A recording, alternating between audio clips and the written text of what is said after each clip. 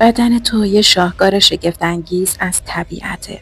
تو همین لحظه میلیاردها سلول در وجودت مشغول کار هستن.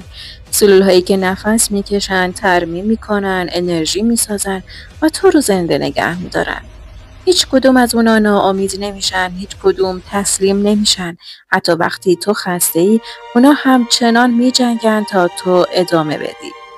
ذهن تو یه آزمایشگاه بی‌پایانه.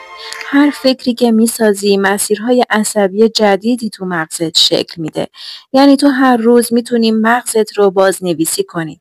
میتونی امید رو در نورون‌هات هک کنی و باورهای تازه‌ای بسازی. این حقیقت علمیه. مغز انسان تا آخر عمر توانایی تغییر و رشد رو داره و همین علم پیام ساده‌ای برای تو داره. اگر بدن تو در سکوت بیوقفه برای بقا و رشد تلاش میکنه، چرا تو برای رؤیاهات تلاش نکنی؟ اگه سلولهات هر بار بعد از آسیب بازسازی میشن، چرا تو بعد از سختی ها دوباره بلند نشی؟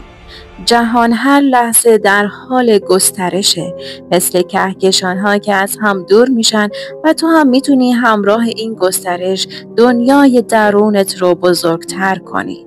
یادت باشه تو فقط یک آدم معمولی نیستی. تو یک کهکشان کوچک متحرک هستی. هر قدمی که برای رشد برداری هماهنگ با کل کائناته. اگه این کلیپ رو دوست داشتی سابسکرایب و لایک یادت نره.